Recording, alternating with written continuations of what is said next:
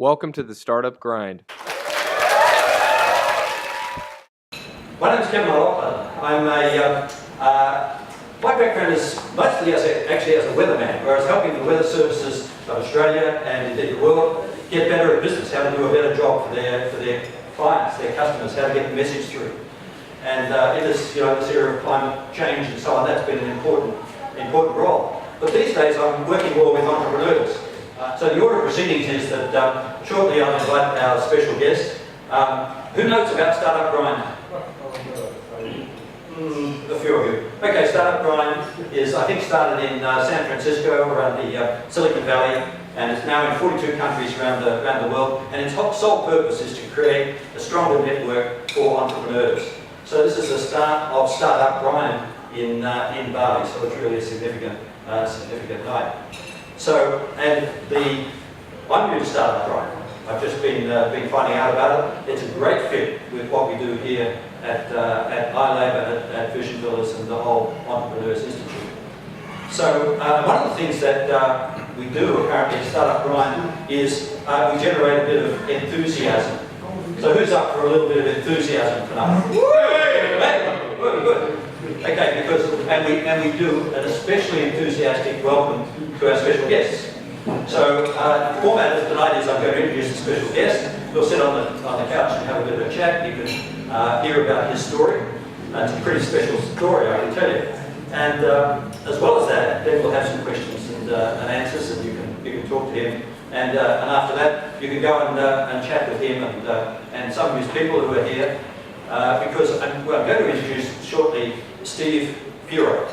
Now, Steve is a pretty modest sort of guy, actually, in many ways, but it's really quite a remarkable story because who follows sort of Huffington Post, the blogs and so on? Well, Steve featured just recently as one of Bali's top 10 startup companies for his business, which is Synergy Efficiency Systems. Did I get that right, guys? Some of you guys. Is that right now? Solutions. Oh, solutions! Damn. Thank you. I'm glad you're here in the audience to correct me. The other part was right, though. Great. So, and they've been doing amazing things. Steve's going to tell the story. But they've done things like won awards for the most energy efficient building in Indonesia. How many buildings are there in Indonesia? Wow. The most energy efficient building in Indonesia. That's really something. So so Steve's going to talk to us. We're going to have some questions. Then the party will kick on. Does that sound like a good plan? Good plan. Good plan. Okay. So without further ado, I'd like you to give a really big, rousing, stand-up cheer and welcome to Steve Piro. Piro!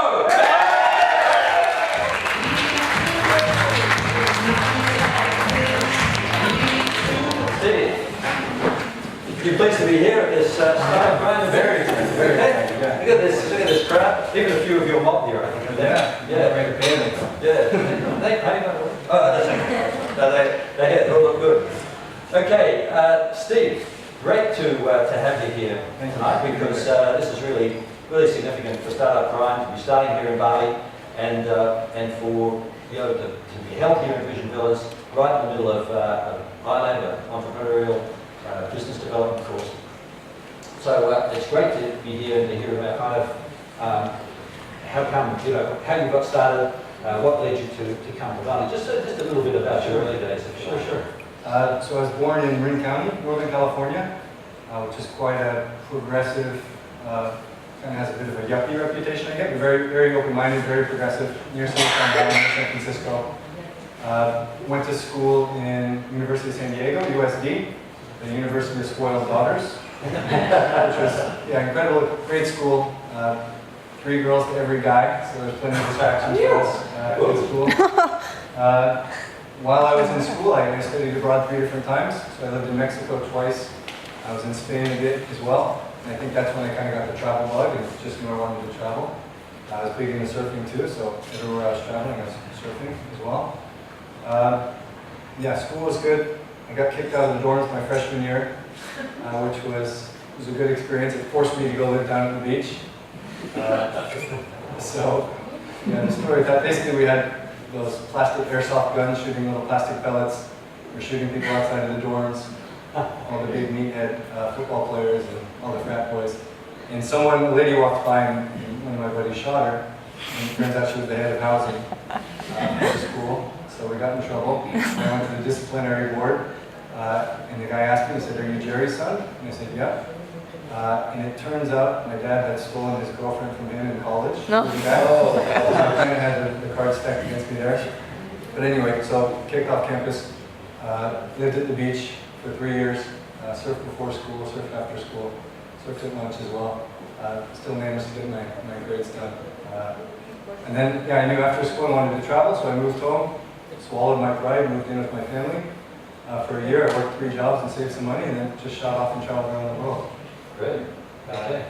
Yeah. And that eventually led you to Bali, but there was a bit happened in between. A lot happened. Yeah. Okay. So how long did it take you? You left home. You started traveling. So I left home With your surfboard. with my surfboard with one of my best buddies, 3 surfboards. We went to 29 countries on that trip. Okay. So we did 10 months in Central and South America, which was incredible. Got held at gunpoint by a 13-year-old kid in Brazil, which is a good story. Yeah, after Central and South America, we went to Europe. So I lived in London for 6 months. We were in Europe for 8 months. Got a little bit of taste of entrepreneurialism. I started selling sandwiches. Wow. Okay. So you got here, did a bit of surfing. And I took a lot of pride that I wasn't in business school. I was in a design school. So. Okay. Yeah. Okay. So you got a little bit of money from the mentor. Yeah. And so what happened then? Yeah, so then we had to figure out what kind of business we were going to do. So we started doing carbon audits for companies. So carbon audits, and we wanted to get into the carbon market. And a lot of our clients were kind of telling us like, "Hey, we don't really get this carbon thing, we don't really care." And one of our big clients, who's still one of our biggest clients today, he just pulled me aside and said, we don't care about this carbon stuff, just help us be energy efficient and help us save money. And I figured this guy's worth X, hundreds of millions of dollars. Well, you know, he's a lot smarter than me. So we shifted to an energy efficiency company. We were doing a lot of energy audits on buildings. We had quite good success with our buildings, but then it just kind of a natural progression. It just made sense. Instead of fixing these broken buildings, inefficient buildings, why don't we just design them efficiently from the beginning so that they're, from day one, they're efficient, and then that's kind of how things went from there. And we've had some good success. Kevin mentioned that one of our buildings won the award for the most energy efficient building in Indonesia, in the Ministry of Energy. Yeah, could you tell us a little bit about that? How that happened? Because you mentioned to me when we were chatting before that you connected with this luckily with this fairly influential Indonesian industrialist. Yeah, so we got really lucky. One of the owners of this company lives in San Francisco half the year in Indonesia, and so he's pretty switched on about energy efficiency and the green thing. And we did one of his hotels, an energy audit, and we audited his university, and then we designed the university. And since then, we've designed our expo center, which is the largest expo center in Southeast Asia. We're doing our headquarters now, and we might have another project kind of in the pipeline. But it's been, yeah, so when we designed the university, we were the new kids on the block, so we're getting a bit of resistance from all the consultants. You know, they're kind of like, who are these Westerners coming in telling us what to do? And so it was really tough. Like, we got a lot of pushback because we're giving these crazy ideas and it just hadn't been done here. And so a lot of people were, you know, a lot of resistance. Thankfully, the owner kind of had our side. He always told us, like, hey, if there's any problems, you let me know, and then we'll do with that. So quite lucky with that. And we won the award, and since then it's kind of like, yeah, we have a bit more recognition, a bit more clout. Yeah. That's fantastic. So and is he that same owner? Yeah. Has the exhibition center as well? Yeah, same guy. So he's like fairly substantial. Yeah, he's a good boy. Like he's got his own university. Yeah. Okay. And very nice guy, very humble, down to earth, and incredibly. This is the what's it? The UN University of Multimedia in Yes, which is in Jakarta. Jakarta, Yeah. It's fantastic pictures of this. You can look at it. I guess on your website, isn't it? On the website, you can see this great design of this building that you guys were influential. We're part of the team. You know, we didn't do everything. We can't yeah, I'd like to think of it. Yeah. And what was the other thing you were saying about the lead platinum building? What's that? Yeah, so we're working on a project now for a client who wants to design the first LEED. LEED is LEED, it's the Green Building Certification from America. It's going to be the first platinum building in Indonesia. So this is another story. We give these crazy ideas to the owner and he just says, let's do it. And so we got his full support and he's pulled together an incredible team. And it's going to be just an incredible space to work in and Great. kind of show this. Yeah. So does this mean sort of now that like opportunities are being presented to you you're in demand to Yeah. So growth-wise, before us, about my mentor, Tim, one of my mentors, calls it the Wizard of Oz. So before we had to paint this big picture, like we're this big ex-corporate company, and behind the scenes it's me and my assistant Ari kind of with $7 in our bank account. And, so now we're kind of Wizard of Oz is not so much. We actually have a pretty solid back end, I'd say. We still have a long way to go to get to where we want to go. But yeah, clients are coming in, so it's kind of nice now. We've got a bit of a track record, and we've worked with X amount of five-star hotels and the biggest expo centers out there. So now people are knocking out the door. Great. And I mean, you sort of made a reference there to how things have grown. Yeah. So you've now got a significant team. Some of whom are here tonight. Who are the team? Yeah. Team SES. Yeah.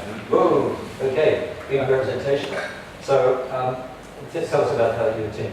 Yeah. So that's just the best part of the job is just working with these guys. Like we're so lucky.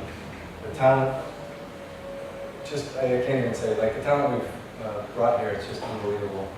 And that's kind of the best part of the job, working with them. We work a lot, 65, 70 hours a week, but it's enjoyable, and even when we're not in the office, these are kind of the guys I want to spend my time with too. So it's, I just can't say enough. We're so lucky.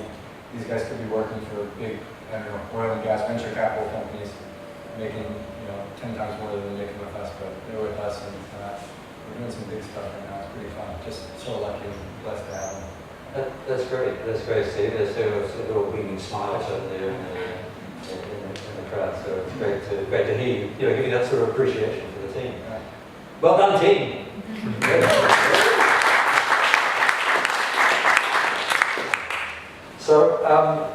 So the company, this is really exciting. So, I mean, your main work is around energy and energy efficiency. Mm-hmm. And tell us a little bit about that, because I mean, most of the people here are kind of aware that energy is a big issue. Discussions of climate change and so on. I mean, it seems to me we've got things like climate change and saying reduce the carbon footprint and so on.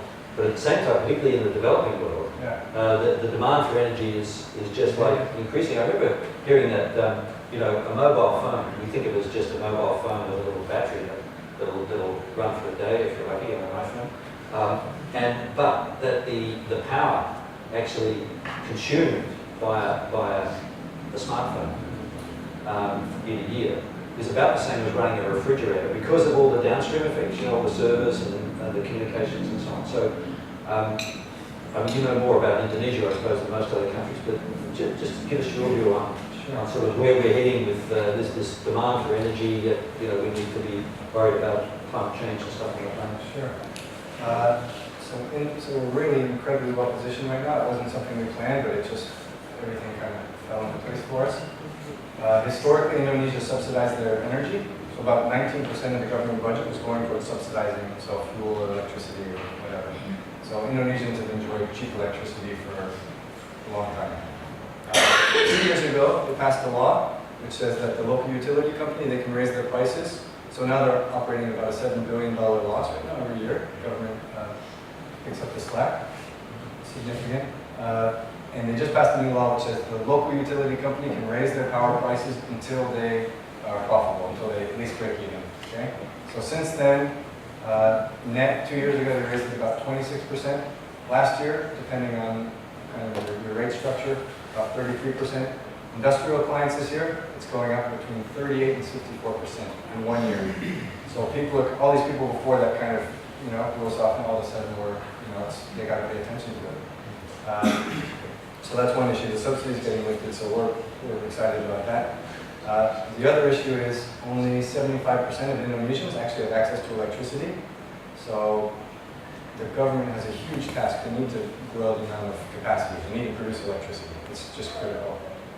First of all, because the middle class is growing.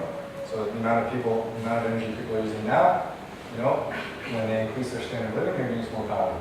Second of all, when you bring these new people online that don't have access to power, they're going to need power too. So it's a pretty daunting problem that the government has to face. And so what we always kind of bring it back to is we say, okay, if you invest $1 million, you can buy a 1 megawatt coal power plant. Or if you invest $1 million in energy efficiency, you can get 2 megawatts worth of savings. So from the government utility point of view, we're kind of in a good position to help them a lot. And hopefully kind of, make the right business. There's a lot more to it. There's a lot more politics behind it. It's not that easy, but we'd like to think we can really add value in that regard. Yeah, does that mean you're actually sort of working with the government sort of comes to you, or is it like contract? It's just private now, we're a bit scared to work with the government. Right. So it's a different ballgame for us. We got enough to handle the private sector. Yeah. At some point maybe. Not at the moment. Okay. Excuse me, I've got a question. Sure. Burning to ask this. Yeah. One of the reasons that I'm Just a moment. We have a microphone, so we can all hear your question. Yeah. Thank you. Hi, my name is Anne Marie. I live here in Bali. I have for the last 10 years. And I develop properties here. And I have tried relentlessly to put solar power energy onto the houses. In fact, I was at the climate conference in 2007 when the Indonesian government signed up to a treaty to say that they would put zero tariff on imported solar panels from China. Yep. The minute planes flew out of the country, the tariff went up to 1,000%. To put solar panels on our house here in Bali, a 4-bedroom house with swimming pool, air conditioning and room, costs approximately $100,000 US. Yeah. That same panels in, say, a house in Australia of the same size would cost approximately $10,000. Yeah. Everybody in Australia has panels all over their roofs, no one's getting an electricity bill. Yeah.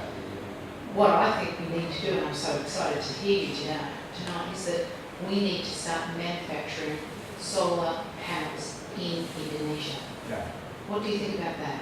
I think it's a good idea. I think in terms of production costs, I think China can go cheaper than us. I think the problem is it's when we're importing. I agree with you, there's free trade with China, so everything coming from China should be tax-free. Anything renewable, but it's not. I think it's more of a political. It is. Yeah. And I don't see that that's going to change. They're not going to drop the tariff. Yeah. So therefore, if we can't import them, we've got to manufacture them here. Yeah, no, that's a good idea. And yes, it might be more expensive than China, but it's not bone surgery, it's old R&D. Yeah. And in fact, this is a country with very cheap labour, so it shouldn't cost that much. Yeah, I'm with you. And I think too, with the increasing price of energy, before it was renewable and it was tough to make a business case, it was just a longer payback. Now that the energy costs are going up, the payback is just cut in half. So that should help kind of. The average villa, 4-bedroom villa in Seminyak with a swimming pool and 4 bedrooms now, is receiving a power bill of approximately $3,000 US a year. Yeah. So therefore, if they could put panels on their roofs for $10,000, they'd be paid back in 3 years, and then they'd be receiving forever. Most panels have got a warranty of about 25 years. Yeah. So therefore, the next 22 years is free energy. Yeah. I mean, we consider the fact that they are ripping down all the rainforests in Sumatra, the orangutans' homes, to build palm oil plantations, to generate biodiesel, which is running all the generating plants, or buying dirty coal from Australia. I think that's the way. Yeah, no, I'm with you. It's a good time for me to bring up. One of our clients now actually we're building solar PV into the facade of the building. So essentially we're having solar panels built up the east and west facades of the building. So we're integrating it into the design. Where are they getting the panels from? We're going to get them from China. And but they're prepared to pay that enormous amount of money to get them in. So likely what we're going to do, it's not official yet, but we're going to use a third party to finance it. So actually the client only buys power from the panels. So all the risk is on the financial side. They install it, and then the client's just contracted. They have to buy energy from these guys for the next 20 years, market based, or whatever. And when they hit the payback period, then there's a handover to the client, and they get free power from then on. But I think this is the year. So there's a feed-in tariff that was passed recently too in Indonesia, which kind of fell apart, it didn't work. But that was going to incentivize, you could sell power for 25 cents a kilowatt hour. And how are you generating the power? So you install your own solar panels, and then you sell it back to the utility. Here in Indonesia? Here in Indonesia, yeah. Is the grid that sophisticated? Have you seen the power lines all Yeah, over no, the no. place? That's part of it, yeah. They're hanging all over there. It's a big touch. That's part of it. Yeah, so I don't know, it's why do they do it? Tough to say, but I no regrets. I'm very happy with what we're doing now and just feel really fortunate that we're doing the opportunity. Seems to me you sort of went from surfing the real, the wet waves to surfing the kind of waves that you get in the entrepreneurial journey. It's high highs and low lows, and it's not easy. I mean, that's why it's called the startup grind. Simone said, when I came here, I said, God, I looked at the list of all these people talking here. So the Road, Coastline, and Trees, and all these hot shots. She said, just talk about the challenges and difficulties, and I thought, okay, we're like overqualified for that. We've had plenty of challenges. We can talk about that. Yeah. But it's Okay. So why don't you perhaps give us a few examples there? What do you think? Tell us about the challenges of an entrepreneur, and also tell us about the good parts from your. Yeah, sure. So challenges. I mean, it's kind of all the challenges you hear often. Cash flow is tough. It's always a tough one. One thing that I struggle with, even that, I guess us collectively struggle with, it's kind of managing like, okay, how aggressively do we want to grow the business and how much safety money do we want to keep in the bank? It's like we could keep $50,000 in the bank and have a bit of safety, but it's like, with $50,000 you do so much, and then you can grow and bring on new people. And, so that's something that, thankfully, we've got Callan on board, and he's a lot more responsible with money than me. So I kind of, push that to him. So cash flow is tough. Getting paid late, this is something that I think is kind of unique to Asia, or to Indonesia especially. Hey, I see someone nodding here. So it's reassuring. Basically, we get paid late from a lot of our clients, and it's tough for a small company like us to, we're waiting for a paycheck. It's tough. And I talked to one of my friends who's an architect, and she said, we get paid 8 months late sometimes. And I met a guy who was working in China, an American guy. He said, I told him, sometimes our clients are 2 months late or 3 months late. He said, I had a client that just paid me 3 years late. It was 3 years late. So I kind of puts us in perspective a bit. It's not like when people from the States trying to give me advice, just tell them we'll give them a discount if they pay earlier. If they pay late, and it's like, guys, it doesn't work like that. So that's a challenge. Managing growth too. So this year, basically we've done about 4 times growth compared to what we did last year. Wow. So 4 times, yeah. Four times. We're on track to do 4 times growth. We've done in 12 months. Yeah. So that's kind of like, it's awesome. It's exactly what we want. It's really exciting. But it's tough because we have all these kind of proposals, clients on the table that we need to deliver. Yeah. So we need to bring on new people so we can deliver the work.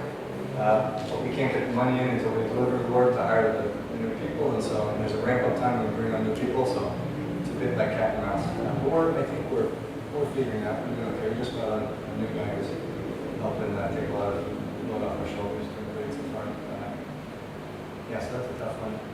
And I guess kind of the high side of that is, all the time when you have all these challenges, and you're in the trenches with your guys, and so you're in there kind of doing it together. And then when you do get out, you have these big kind of exciting moments, win awards, and you're right there to celebrate it.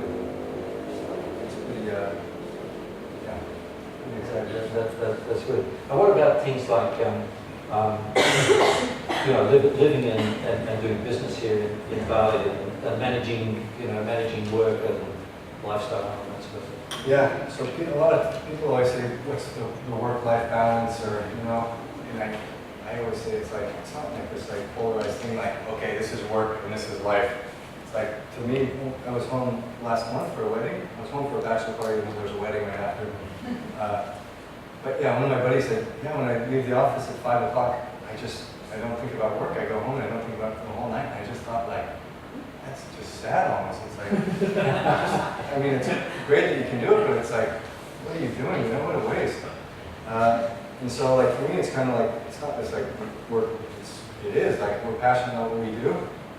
People in my life are good people that we work with, and we love what we do and it's fun, and people say, do you have time to have fun? It's like, we do have fun, you know, like we make a really big effort to have fun with the team together, but what we do is fun, and there's not really good about it, and I think absolutely I can get better at trying to work less, but then we go back to, okay, if you want to work 40 hours a week, it's like, shit, well, if you work 70 hours a week, like you can just do that much more, and it might not be as effective and as efficient, but I don't know, so I'm still struggling with that and trying to figure it out.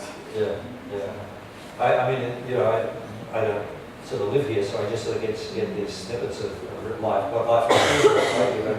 I mean, it seems to me that one of the things that the Bali offers is kind of plenty of opportunities to, when you do take a break, to dip into something that's really pleasurable. So. Yeah, so we got a pool at our office, which is nice actually. Oh, a little dip, right. We have a pool there. Actually, 2 of our staff were in their bikinis getting suntan earlier today in the office. So we kind of like, we want to have a fun work environment, pretty casual at the office, everybody's wearing shorts. We had a tough time, one of our guys wasn't wearing shoes for a long time, so he just started wearing shoes now again. We're pretty casual.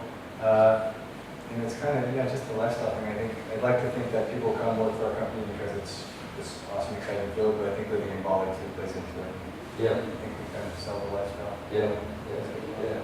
So people who are kind of starting, just starting out on the entrepreneurial journey, or perhaps who are kind of, in the, got a business where they kind of feel a bit trapped by it, and it's not giving them the buzz that they're looking for, something a bit more exciting and entrepreneurial. Yeah. What are the sort of tips? What do you think? So it's a little bit tough for me to answer this because I don't have a point of reference. I never worked in the States. I just kind of was a teacher for a year, and then I just got straight into it. So it's tough for me to kind of know what they're going through. But I would say there's so many safety nets in this world. Like the doomsday scenario is never going to happen. The worst thing that can happen is, I don't know, it's not that bad. Starting a company is really tough. It's not easy, so I don't want to paint these pictures as like 1 year you're profitable. It's tough, but it's worth it. And there's high highs and low lows, and I would say the biggest thing, some of the things that have helped us, and it's not, I didn't invent this idea, it's Jack Welch.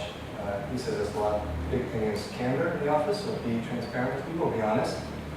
If someone has an idea that you think of course you want to be encouraging, you want a lot of new ideas, but if you know it's not going to work because you have some experience, you say this is why it's not going to work, don't worry about hurting their feelings. Go tell them, like, hey, it's a nice idea, I think it's not going to work because of X, Y, and Z.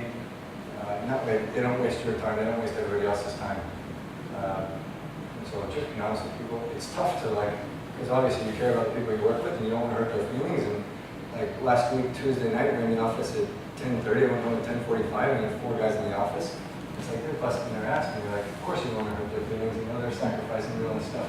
Yeah. But there's a good point where you can kind of pull people aside and say, this is not a knock on your personality, or just I don't think this is going to work, this is why, and then don't waste everybody's time.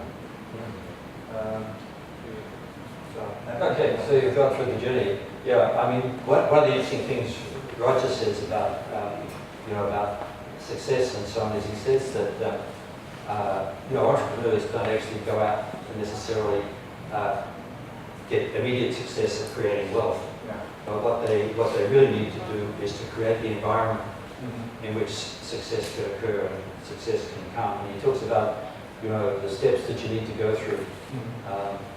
Like mastering your market, which you seem to have done. You seem to have, you picked a field where you knew something about it, and then you gradually build up your knowledge about what would work and what didn't work, what the market needed, and so on. The switch from carbon to energy efficiency, and then existing buildings into new buildings.